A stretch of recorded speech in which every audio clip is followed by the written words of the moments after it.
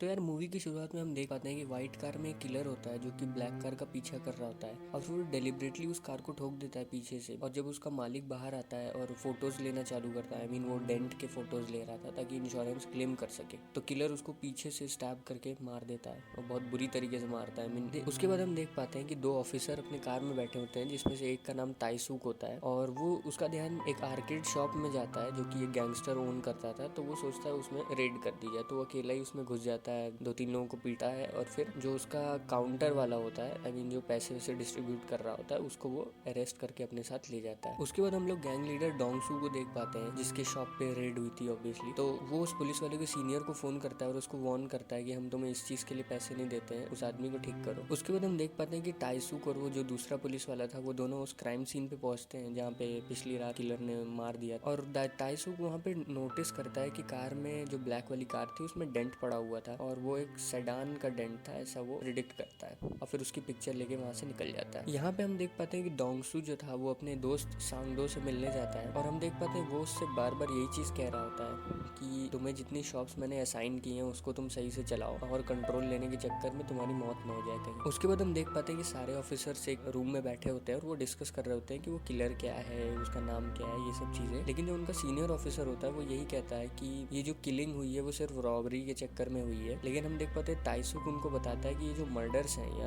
I mean जितने भी पिछले दो मर्डर और ये एक मर्डर, तीनों मर्डर जो है वो लिंक्ड है और वो एक ही किलर ने किए हैं क्योंकि वो सेम चाकू से हुए, जिसपे कोई भी उसकी ऑब्वियसली बात नहीं सुनता। उन लोगों का कहना था कि भाई गन्स तो लीगल यहाँ पे है नहीं, तो मोस्ट ऑफ द किलर चाकू का यूज करते हैं, तो तुम्हारे लॉजिक से तो हाफ ऑफ द मर्डर्स तो एक ही आदमी ने किए होने चाहिए। फिर इसके बाद हम देख पाते हैं कि जो डोंगसू होता है वो अपने आदमियों से कहता है कि आज मैं अकेले ही कार ड्राइव करूंगा। और उसके बाद हम देख पाते हैं जब वो ड्राइव कर रहा होता है तो वही किलर जो होता है वो पीछे से आता है और उसकी कार को बम्प कर देता है। फिर वही चीज रिपीट होती है जब डोंगसू कार से निकल के बाहर आता है, उसको देखता है तो थोड़ा डाउट होता है, लेकिन वो कहता है कि कोई बात नहीं, आप चले जाओ, कोई दिक्कत नहीं है। फिर वो जैसे ही मुड़ के अपनी कार की तरफ जाने लगता है वो किलर चाकू निकालता है और पीछे से उसको स्टैब कर देता है और उसके बाद वो उसको चेस्ट में भी स्टैब कर देता है। लेकिन हमारा डोंगसू भी कम नहीं था, उसने भी उसको जो है उसकी लेफ्ट चेस्ट में एक स्टैब दे दिया था। इसके बाद दोनों में झड़प थोड़ी सी होती है और उसके बाद किलर अपनी कार में बैठ के भाग जाता है और डोंगसू वहीं बेहोश हो जाता है। फिर उसके बाद हम लोग एक हॉस्पिटल का सीन देख पाते हैं जहाँ डोंगसू अपने आदमी से कह रहा होता है कि वो एक व्हाइट सेडान थी और जो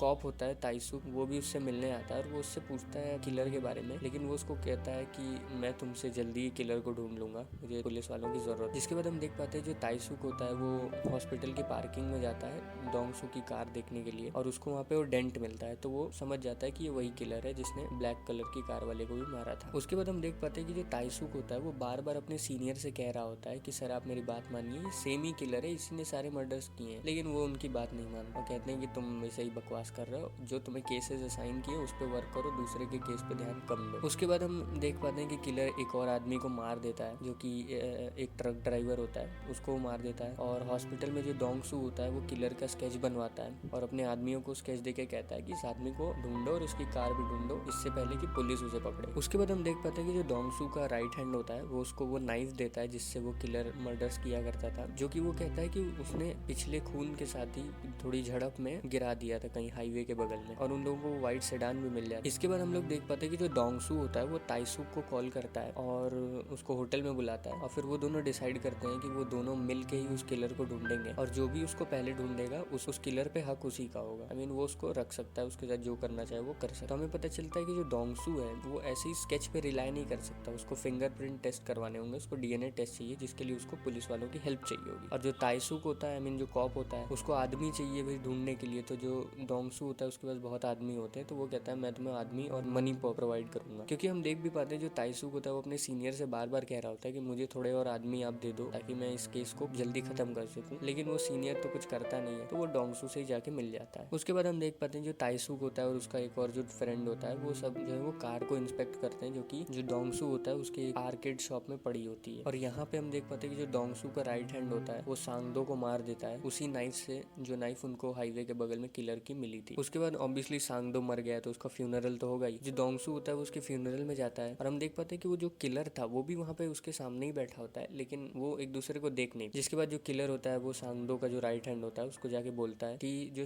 सांगदो है उसका मर्डर तो हुआ है, आई मीन मेरी नाइफ से उसका मर्डर हुआ है, लेकिन मैंने उसको नहीं मारा, किसी और ने उसको मारा। इसके बाद वो समझ जाता है कि ये डोंगसू का ही काम है। इसके बाद हम लोग देख पाते हैं कि जो डोंगसू और जो कॉप होता है, फिर से वही कहूंगा कि मैं नाम अवॉइड ही कर रहा हूँ, कॉप का नाम ताइसुक है। तो डोंगसू और ताइसुक वो दोनों सेडान, जो व्हाइट सेडान थी, उसको इंस्पेक्ट कर रहे होते हैं। तभी अचानक से जो सांगडो का जो राइट हैंड होता है वो बहुत सारे आदमियों को लेके उनके ऊपर अटैक कर देता है और इवेंचुअली वो लोग जीत जाते हैं। जीतना ही था खैर। इसके बाद हम लोग देख पाते हैं जो किलर होता है वो एक और आदमी को मार देता है और उसकी कार उठा लेता है। आई मीन यूजुअली तो वो सामने वाले को मारता था और अपनी व्हाइट सेडान में निकल जाता था, लेकिन चूंकि अब उसकी कार उसके पास नहीं है सेडान, तो उसने जिसको उसने मारा था उसकी ब्लैक कलर की कार लेके निकल गया। जिसपे हम देख पाते हैं कि उसकी वाइफ का फोन आ रहा है। इसके बाद जो किलर होता है वो उसको पैसे के लिए बोलता है और उसको एक जगह कैफे पे मिलने के लिए बोला और पुलिस वहाँ पे सब जगह फैली हुई रहती है कि वो उसे पकड़ सके। लेकिन हम देख पाते हैं कि जो किलर होता है वो वहाँ से भाग जाता है, पुलिस वाले उसको नहीं पकड़ पाते। उसके बाद हम देख पाते हैं जो ताइसुक होती है उसकी एक फॉरेंसिक फ्रेंड जो होती है वो उसको बताती है कि जो किलर के फिंगरप्रिंट है वो एक मिसिंग पर्सन के फिंगरप्रिंट से मैच हो रहे हैं। तो वो सारे उस मिसिंग पर्सन या फिर किलर दोनों सेम ही अब तो हो गए। तो उसके हाउस पे जाते हैं। ताइसुक को उसकी काफी सारी पिक्चर्स मिलती है वहाँ पे और वो जब डोंगसू के स्केच से उस पिक्चर को मैच करता है तो वो अच्छे से एकदम मैच हो रही होती है। उसके बाद वो लोग उस किलर की जो कॉल्स होती है उसको ट्रेस करते हैं, उसके जो दोस्त होते हैं उनको ट्रेस करते हैं और जितने भी एरियाज होते हैं वहाँ पे वो लोग सर्च करें। उसके बाद हम लोग देख पाते हैं कि एक स्कूल जाने वाली बच्ची होती है जो रेन में खड़ी होती है, तो ऑब्वियसली वो गीली हो रही होती है। तो जो डोंगसू होता है वो अपना अम्ब्रेला उसको दे देता है और वहाँ से चला जाता है। और उसी सेम रात को वो लोग न्यूज़ पे देखते हैं कि उस लड़की को मार दिया गया है चाकू से स्टैब करके।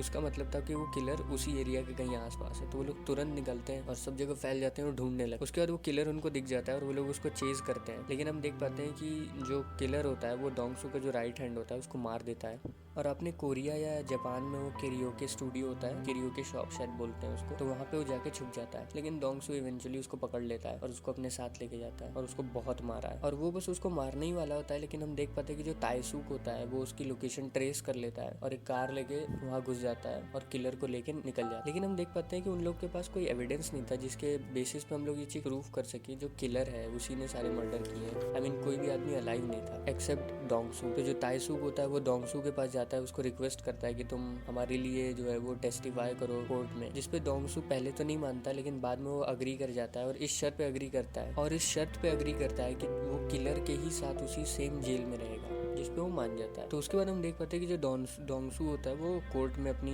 गवाही देता है, जिसके बाद किलर को डेथ पेनाल्टी मिलती है। लेकिन उसके बाद हम देख पाते हैं कि वो जो जेल जिसमें वो किलर रह रहा होता है वहाँ डोंगसू की एंट्री होती है और जब उसकी एंट्री होती है तब वो किलर की तरफ देखे एक बहुत ही क्रीपी सी स्माइल करता है। जिसके बाद हम देखते हैं कि जो किलर होता है वो नहा रहा होता है और जो डोंगसू होता है वो अपने हाथ में एक रोप लेके उसके पास जाता है और उसको कहता है कि एक गैंगस्टर एक ऑफ दोनों मिलके एक डेविल को पकड़ रहे होते हैं, तो इस काम को खत्म तो करना पड़ेगा। जिसके बाद वो उसको मार डालता है और बस मूवी यहीं पे खत्म हो जाती है।